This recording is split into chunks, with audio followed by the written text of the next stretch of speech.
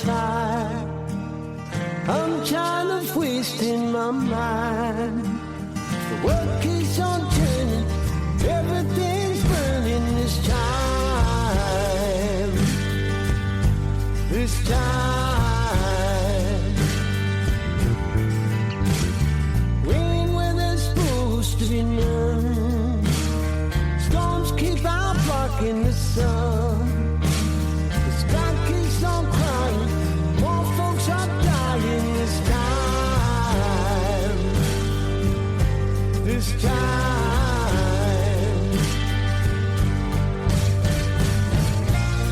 They keep lining their pockets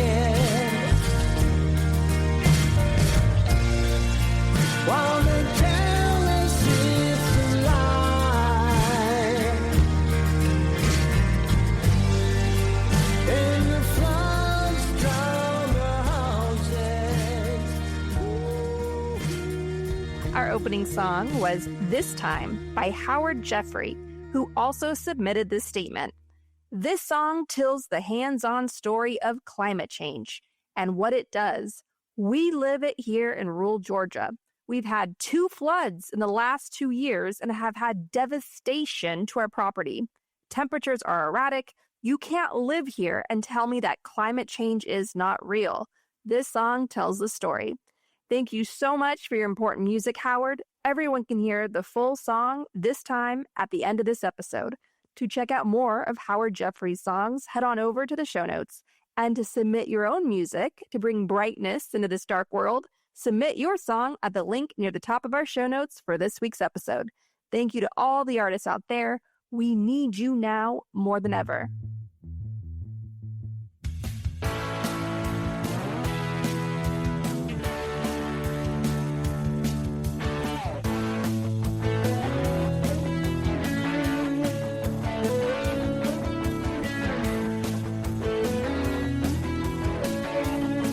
Welcome to Gaslit Nation. I am your host, Andrea Chalupa, a journalist and filmmaker and the writer and producer of the journalistic thriller, Mr. Jones, about Stalin's genocide famine in Ukraine, the film the Kremlin doesn't want you to see, so be sure to watch it. We are joined this week by Erica Smiley. She is the executive director of Jobs with Justice and a veteran labor organizer focused on economic democracy and collective bargaining.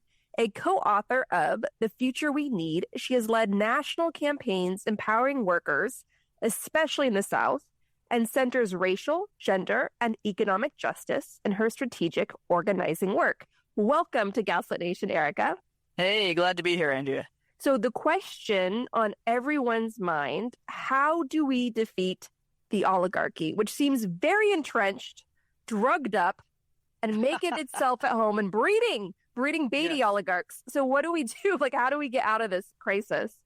It's been a crisis for a long time. That's the piece of this, that it's not actually a new crisis. In the United States in particular, if we go back to the U.S. Civil War, the war was in fact fought over this question of democracy and those who wanted to have the majority in decision-making and those who didn't, who wanted the kind of individual liberty to exploit the few, to exploit the many. And so, I think for us, not acknowledging that over the last 140, 50 plus years has put us in a bind, because I think if you look at the constitutional amendments that came after the Civil War during the Great Reconstruction era, those were amendments designed to expand democracy. They even explicitly said to build a multiracial democracy even as early as then. And the First Amendment was a labor amendment, the 13th to abolish slavery and forced labor. The 14th was to expand due process and citizenship, and the 15th was to expand voting and suffrage. And our movements have been trying to build on those and actualize them in practice for the last 150 years, while our opposition has been trying to roll them back to pre-Civil War standards. And one of the mistakes that our movements have made over the last 150 years is really seeing this question of democracy solely as one of voting, of political democracy. And certainly that's really important. We wouldn't have lost lives. I have ancestors who lost their lives over trying to get the access to vote. but it's not the whole story. And in fact, if we can't expand the majority's ability to make decisions and participate in standard setting in our economic lives, then our political democracy will not last. And that's basically what we're seeing now, that over the years, we've allowed those who are opposed to democracy to erode our ability to organize and collectively bargain and basically set decisions at work in a way that has basically undermined democracy for the whole. And if a few people don't believe that the democracy is real, they'll stop investing in it. And that's really what we're seeing in this moment. In your view, how did we get here? So we had the Reagan Revolution, which gave birth to the Frankenstein monster of Trump. And then Democrats were making headway into collecting Wall Street donor checks. And so they weren't going to join the union bandwagon. So you had Clinton and Obama sleeping on unions. And then Joe Biden came in. And as much as the left loves to hate Biden, he was bringing unions back. Like he was saying, unions are a great thing, everybody, and was showing a lot of support after the Democratic Party really turned their backs on unions. Could you speak about the specifics, how both parties basically contributed to this current economic inequality crisis? Oh, absolutely. I mean, you named some of the past administrations who have been particularly invested in neoliberalism and expansion. So the Clinton administration, for example, opened up free trade. And the mistake that many of them made was selling these ideas as expansions of democracy. And so, people in the countries where manufacturing jobs and other jobs were moving felt like, okay, well, let's welcome this. And the people here in the U.S. were like, well, wait a minute, but we want democracy too, but we also want our jobs. And people were really upset by that. People were still burned because essentially when we did those expansions of free trade, people got screwed. And in fact, for many countries to open up their borders for that sake, India or Brazil or Colombia, that their stipulation was they had to make the environment friendly for business. They had to crack down on their own unions. And then here in the U.S., we had to crack down on our own unions. So they had to essentially de-democratize in order to supposedly expand democracy. Well, of course, this has NAFTA. It was gas. That's right. It was gaslighting. Yeah, you can say it was on this show. It was a perfect gaslight. That's right. That's what we're talking about. So people were gaslit into believing that was expanding democracy. And so now they think democracy screwed them when ultimately it didn't work, when wages were suppressed, when unions were broken, when decision-making was at an all-time low in terms of, because if you think of a collective bargaining agreement, it's just a democratically designed policy for a workplace or an industry, right? And so all of that begins to get cracked down on. They think democracy screwed them. Well, of course, many working class people all over the world are like, okay, we don't want that anymore. We want something different. And so they're just kind of throwing a Molotov cocktail at the systems in place in order to get something better. The problem, of course, was those systems were never democracy. It was always just an expansion of global capital in a way that was trying to squeeze working people as much as they can and pay them as little as possible in order to expand the profits of a tiny few. Wow. Okay. And so the Democrats were like, Reagan Revolution, greed is good, let's go. All right. And so, to some degree, yeah. Or they felt like they were more compassionate maybe. But at the end of the day, they were gaslighting us. They were selling us essentially expanded exploitation of wages and labor conditions as democracy. And that backfired on them. Massively, because now here we are. It's sort of like now the Democrat sales pitches, if you don't vote for us, you're all going to burn in fascism. And oh, sort of my like goodness. You don't really have an option anymore. It's like emotional blackmail now. And right. That's an abuse of power with the Democratic Party, because it's like we can do what we want because you have no other option. It's like just delaying it a little bit more. That's right.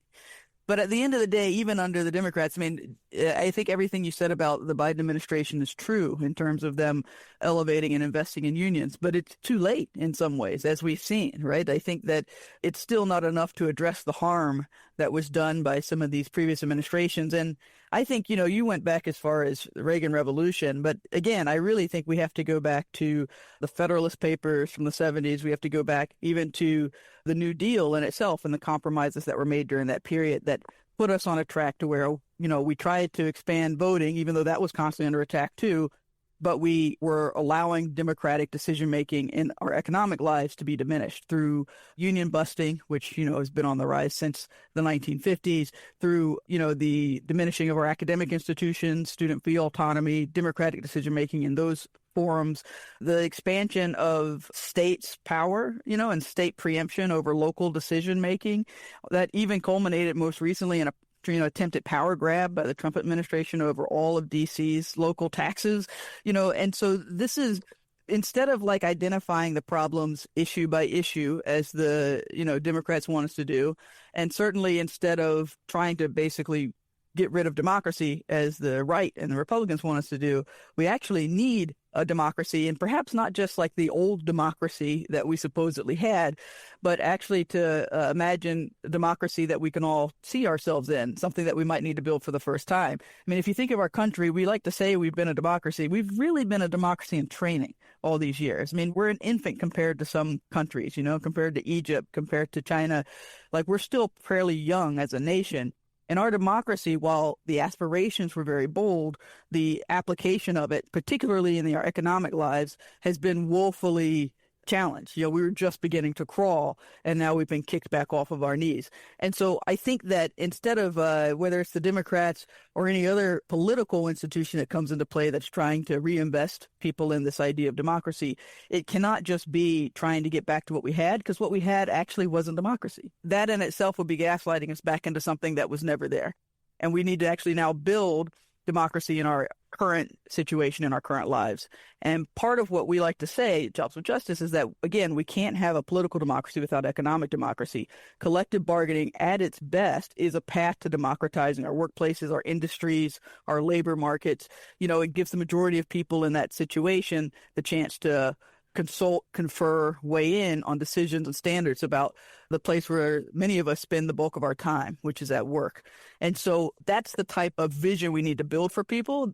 We know, like, unions have long been called schools of democracy for a reason, because it's a place where you have to be in relationship with people who may not share your political views, your religious views, and you have to find common ground to get to, a contract that rules that workplace, that rules that facility. And so, of course, unions have then been the site of democratic struggle far beyond workplace issues, because when you're in those types of relationships, that's where transformation can happen. And so if our opposition's goal is to get rid of democracy, then of course they want to get rid of unions, they want to get rid of academic institutions, because that's actually where democracy is trained and bred and grows. And so that's why we fight so hard that our lane for expanding democracy is in the economic arena. Right. And in May, the Gaslit Nation Book Club, we read Martin Luther King Jr.'s Stride Toward Freedom, which he wrote as a young man, 27, 28 years old, on how he and the community in Montgomery led the Montgomery bus boycott, right? An economic movement that brought human rights desegregation with a landmark Supreme Court decision. And that was, of course, the famous Rosa Parks story. And in that memoir, he writes about economic emancipation and how the work of this boycott led by Black people, grassroots Black church movements, also helped desegregate the labor movement, the unions. Mm-hmm. And when the white-led unions joined forces with the Black-led civil rights movement, that was danger for the oligarchs. And like one of MLK's very last speeches before he was gunned down was calling out all of the corporate subsidies. They call it handouts for us, mm-hmm. but then all these massive fat cat corporations are getting paid off by the government, and how It's like legalized corruption. So the real danger of MLK was obviously not just taking on white supremacy, but also joining forces with poor white people mm-hmm. to be like, hey, they're actually trying to divide and conquer us in this brutal strategy of weakening us and beating us down. But if we unite, we're so strong. And that's when the real danger sets in, when you go after people's money. And it's the same as lawless Russia.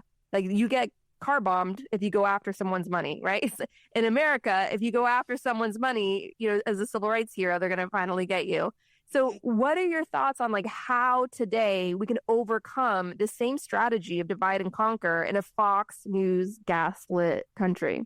I'm so glad you brought up the economic elements of King and the movement surrounding him and his struggle. Today we actually have a similar struggle happening at Target, at the company that, was one of the first, unfortunately, to kind of kowtow to the Trump administration's diversity, equity, inclusion rollbacks. Meanwhile, it's a company that has long, had a very diverse consumer base. And so Black leaders have been boycotting Target since, I guess, February. It was like an Easter Lenten fast that has kind of expanded. And foot traffic has been down in that company ever since. They're having a relatively large economic crisis. I just want to give a big shout out to all the Gaslit Nation listeners who've said in our salons on Monday, I miss shopping at Target. I know. I do too. But it's real. We have to stay strong. But it is like this is why we say that unions are schools for democracy, because this is where this type of struggle can happen. And unions themselves only win when they center issues of racial equality, gender equality, when they treat workers as whole people and operate at the intersections. That's actually the key to winning. It's not just the right thing to do, but it's the strategy to win. And that's what Srita Gupta and I said in our book, The Future We Need, is really sharing those stories and case studies and example after example. I mean, you mentioned Martin Luther King and labor movement, integrating the labor movement. I mean, Walter Reuther, the president of the UAW, ended up being a big supporter of civil rights, because when they were trying to organize workers at Ford in the 30s, they were only able to do it after they started to work together with Black workers and Black people within Michigan and throughout the region. That the significance of this is not simply of, just united we stand, divided we fall, but actually multiple campaigns. We can show how multiple unionization efforts where workers are trying to get a collective bargaining agreement, when they do that, such as the miraculous Amazon labor union agreement not the agreement, but the election victory in 2022. And we can also talk about where they fail miserably, such as, say, the machinist effort at Boeing in South Carolina, because they haven't actually centered working people as whole people, as Black people, as migrants, depending on the base of that workplace. And so our opposition has been very good at creating divisions. When people aren't in relationship through a union, that it's easier for them to go back to their own neighborhoods, their own homes, and then see each other as the enemy, as opposed to actually seeing the people who are exploiting both of them and talking out of both sides of their face. Right. So in terms of where we are now, I think people are desperate to elect anyone who will just follow the Constitution. Like, the bar is so low now. It's so low. But if you were to advise Democratic Party movements, candidates, grassroots organizations, like, what is your strategy of how we dig our way out of this? Like, what should be the priority? Like, what should be the eye on the prize that we all need to keep front and center? Well, first of all, the first steps in winning a war is recognizing that you're in one. And while the violence and the cannons of the U.S. Civil War may have ended 160 years ago, the ideological battle of the Civil War has raged on, and they're winning a lot. And so now we need to think about our theater of battle, not so much in the lens of, can we just pass a piece of legislation or can we get someone elected, but actually need to think of the different battlefields. And one of the key battlefields that anyone running for office needs to recognize is that one of the primary sites of the fight for democracy is happening on the shop floor. It's happening where working people are trying to fight for decision-making through the lens of a union contract or industry agreement or market agreement or whatever it needs to look like, community benefits agreement. While so many people have checked out of our political democracy, because if you look at who got the most votes in the election, it wasn't even Trump. It was the no votes. It was the extensions of people who were eligible, right? That the same people who have checked out of our political democracy are actively clawing to democratize their economic lives and their workplaces. And that's where the fight is. And so anyone who wants the attention of working people needs to acknowledge that. They need to acknowledge people like Jennifer, who works at Amazon in New York, and not at ALU, but at a different location, who almost had a miscarriage because the company refused to accommodate her pregnancy, which is a law. We just both federal and New York state law for them to do. Sanchione Butler, for a long time, built cars at Ford in Dallas, Texas, said, while a lot of women were out in the 70s fighting for women's liberation in the streets, our women's liberation movement was right there on the shop floor when we got a women's bathroom put within walking distance to where we were operating. You've got Big Mike at Bessemer, Alabama's Amazon facility, who during the murder of George Floyd, discovered with his coworkers the extent to which the company was using police surveillance to keep workers in line. And he said very clearly, actually, as much as you guys march out there, this is our Black Lives Matter movement right here. And so these are concrete issues that are happening in the world, whether it's the Me Too movement, racial justice, gender justice, that actually the battles are live and fully raging in our economic lives, in our workplaces, and in our consumer lives. And that for anyone who wants to argue that their job is to expand democracy, even through the political framework of electing new leaders, they need to also then see that the whatever laws are passed need to actually be systemic in increasing people's ability to have decision-making power, not just hoping on some savior to save us in Congress or in the White House, but to actually think about how we're expanding majority rule everywhere. And look, I'll say this last bit here, like, it may seem bleak in this moment. Sure, we've lost the citadel in the context of, but the war's not over. There's still plenty of fight. And in fact, I have a lot of hope around it. I like to think about how my own ancestors, I'm African American, how my own ancestors would have managed during the 1850 Fugitive Slave Act, where it looked like, people were literally getting disappeared from northeastern streets and sent to plantations, even though they might have been born free in the North. And we're seeing the same thing with migrant workers, being sent to, like Kilmar being sent to El Salvador, even though, he's technically supposed to be here. And so, I like to think about how my ancestors managed in that moment, because there's no way they could have known in 1850 that the Emancipation Proclamation was 15 years away. There's no way they could have known that Reconstruction was coming. And so in this moment, as dire as it looks, to recognize the people who are fighting, to recognize the battlefields where the fight is happening. It's not necessarily in the Capitol in D.C., but on shop floors in every town throughout the nation. Then it's important for us to then think about, we have no idea what this will look like 15 years from now, but we have to keep fighting with that vision in mind. It can't just be about the next election. It actually needs to be about the next couple of decades and actually building a democracy worth fighting for. That's wonderfully said. I want to ask you, if I may, about your thoughts on basic income. Automation, AI, definitely automation has been chipping away at a lot of so-called blue-collar jobs. And now definitely AI is coming for the white-collar jobs.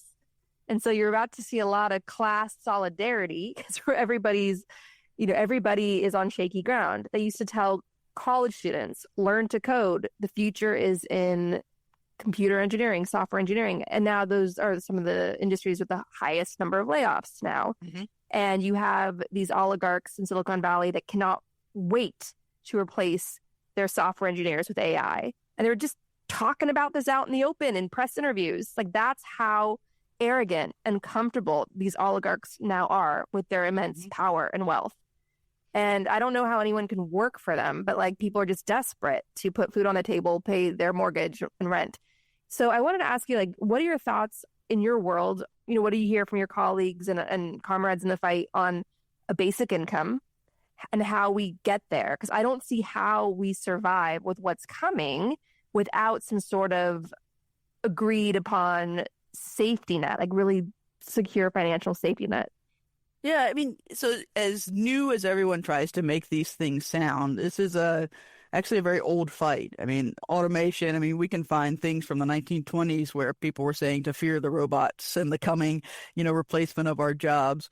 I do think that there are technological fixes, for lack of a better word, that capital uses to displace labor and to make our lives more precarious so that we'll accept working for less. And this is one of them. And it's happening in lots of industries, as you said, including some white-collar sectors. And I think that there are a couple of solutions. But before I even go into them, the first thing I want to say is that there are still people doing work, even within AI. This is part of the myth.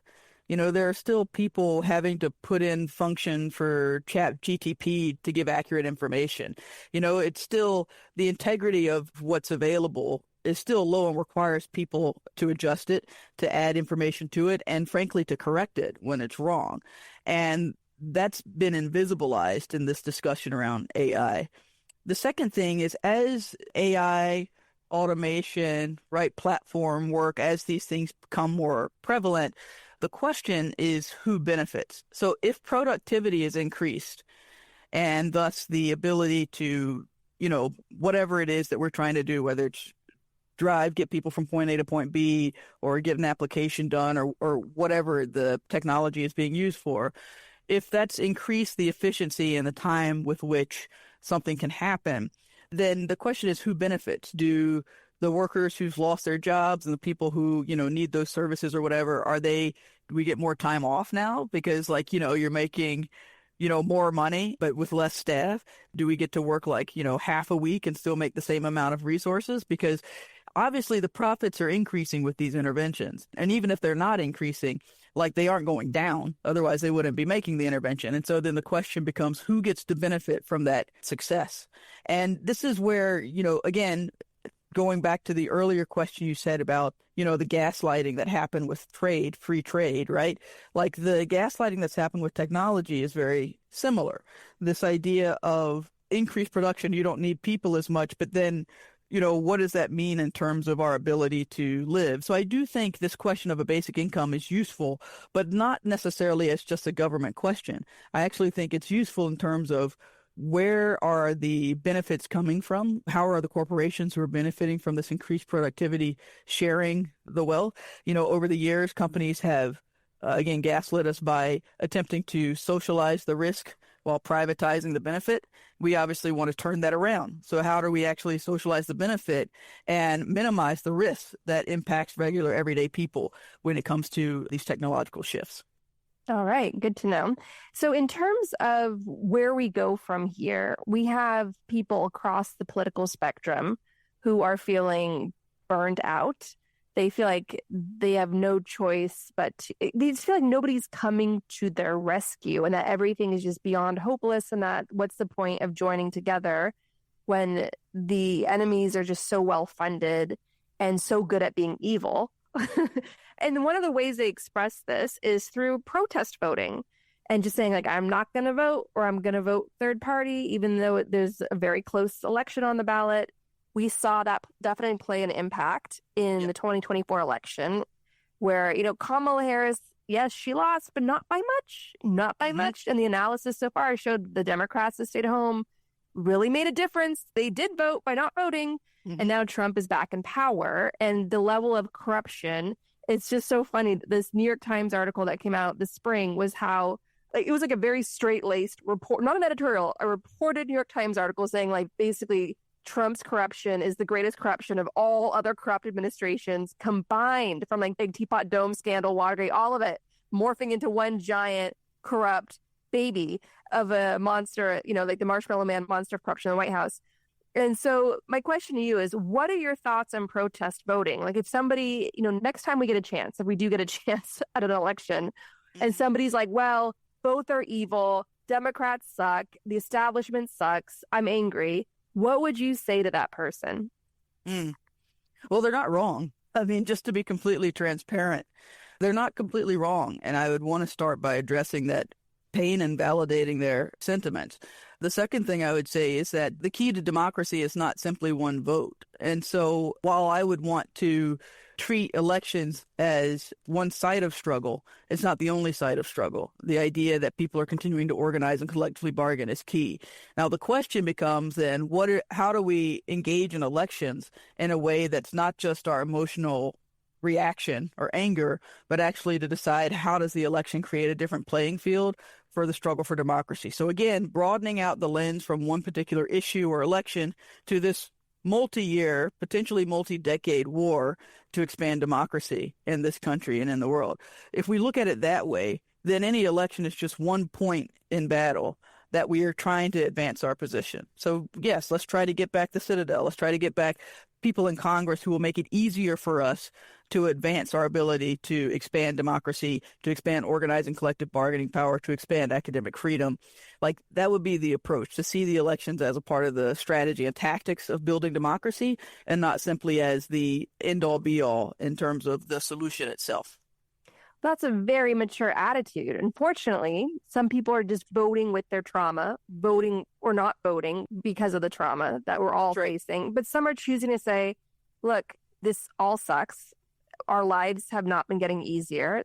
We don't feel like there's any adults at all that are really at the helm protecting us from these many crises. There's a very much a feeling of betrayal, right? Like, even if we get our democracy back, the Democrats are just going to punt again. Like they're going to ruin it again. Yeah. Yes. It's just like, why are we, is that we're in an abusive relationship with both parties at the moment. That's right. Which is not wrong. It's not wrong. But I mean, like, here's the thing, though. I mean, so the Trump administration is running the country like a giant business. And well, I wouldn't even many say it's people, a business. It's more like a crime spree. well, but that's what business is.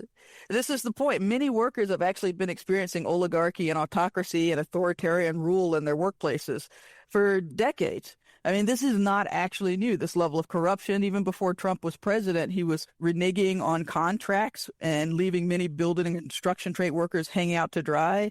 He closed down his casinos in Atlantic City, and the Atlantic City school system lost a third of its population overnight. I mean, this isn't new. Business in many ways, particularly under global capitalism, which we all live under, is corrupt. And he's running the country that way. I'll stop the war in Israel-Palestine as long as you sell me the coastline. I will, support Ukraine as long as you sell me your minerals. I'm going to sell off government buildings. He's running the company like a traditional, corrupt American business. And so in some ways, this weakness is also our strength, because many people who have been fighting for democracy in our workplaces and our economic lives know all about not only Donald Trump himself as a boss, but know about this model of corruption and know about this model of leadership that is opposed to democracy. And they've been trying to fight for it for the last few decades. And so if we actually take a model out of, sometimes you have to ask people who've been losing the longest what the key is to winning. Right? Like if we actually take a strategy and a plan out of the model of workers, of labor unions, learning from the lessons where we have failed historically and trying to build on that for the future, then I actually think that applying that not only to our workplaces and our economy, but now to also our political life, which is being run like our workplaces have always been run, is the key to our success. Yeah, no. At the end of the day, they still need us. Right. Yeah. This is what I think. Renee Berry, who is a part of the Volkswagen campaign in Chattanooga and who's trying to negotiate a contract there, she said to me just a couple months ago, she's like, whoever's in the White House, they still need us to make the cars. And like, if we don't make the cars, there's a problem. Right. Target still needs us to shop there. If we don't shop there, there's a problem. And so no matter how much money they have or think they have, like if we actually organize strategically, there's more than enough opportunities for us to reclaim and start getting back on track to building a democracy. Yes, without question. I mean, a lot of what Trump is doing is very much what Spectrum, Comcast, what they do in their customer service, what Disney does in their customer service. Right. What all of it, like every single county, I swear, there's like all these news reports, like, surprise, all these corporations just poisoned your water. You're all going to get cancer. It's like, exactly. Like, all the plastic we've been shoving at you and your children, you're all going to die from it. So absolutely. So there was this saying I heard when I lived in Ukraine in 2005 that I repeat all the time on the show. And that is, a Ukrainian said to me that the oligarchs see the people like the shit they grow their money in. And so Trump is basically the extension of that. And I talked to a Goldman Sachs banker who is not a Republican, but he works at Goldman Sachs. God bless him.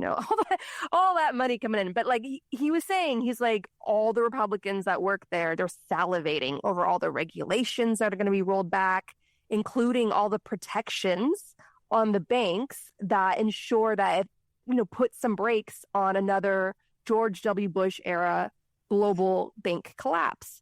And he's like, all these bankers are just salivating. They just cannot wait for all the regulations to go away. And it's not like we had many to begin with. That's the thing. Right. So it's like, great.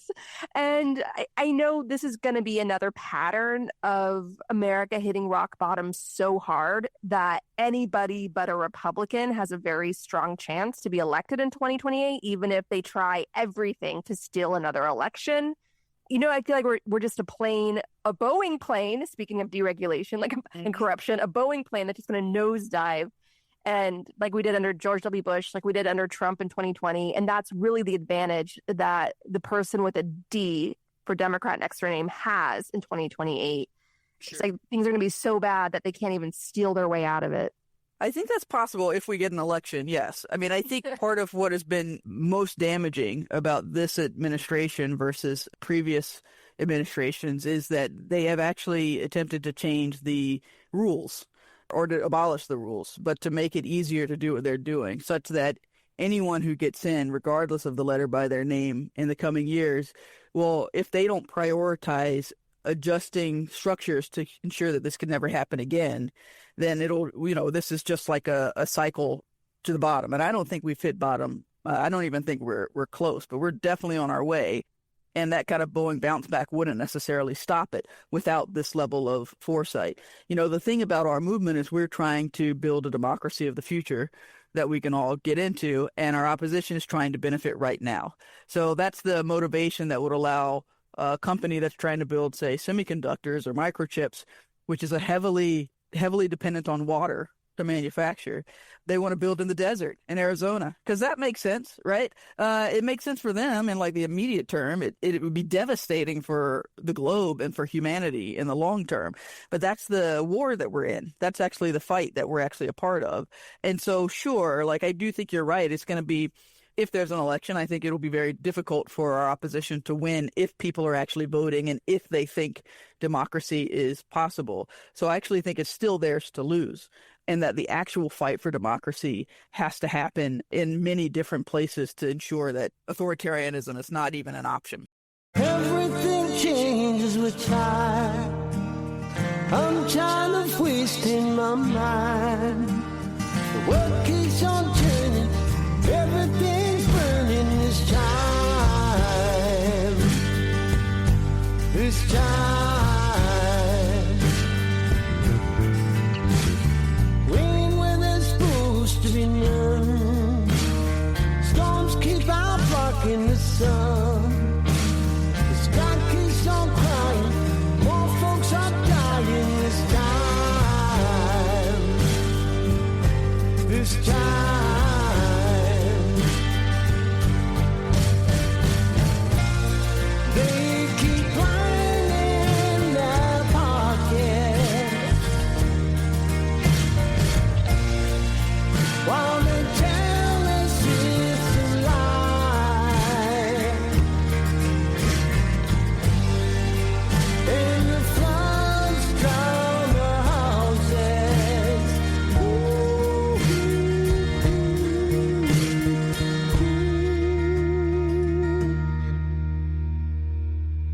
And people die.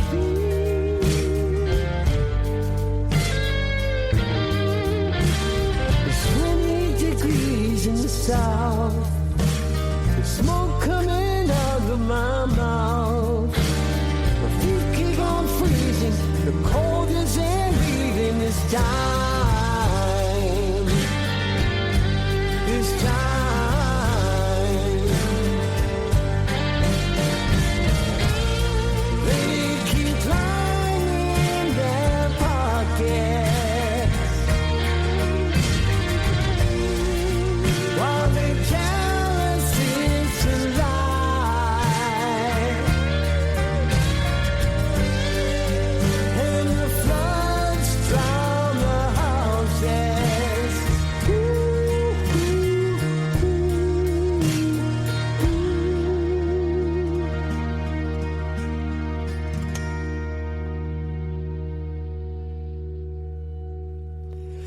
And people die. Ooh, yeah. The hoax doesn't kill anyone. Not like a fool with a gun. The children is killing. The blood keeps on spilling this time. This time. This time, this time.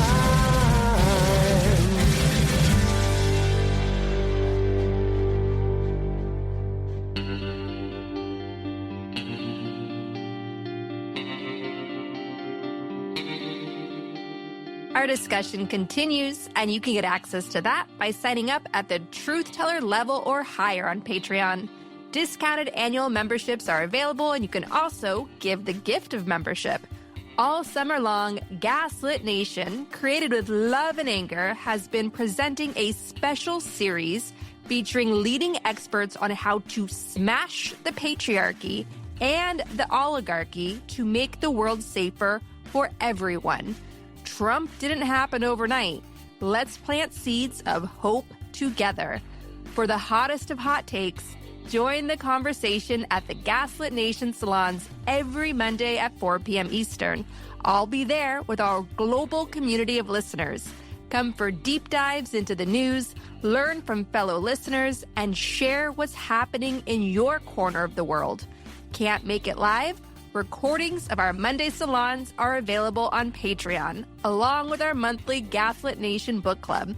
Access the salons, bonus shows, ad-free episodes, and more at patreon.com/gaslit.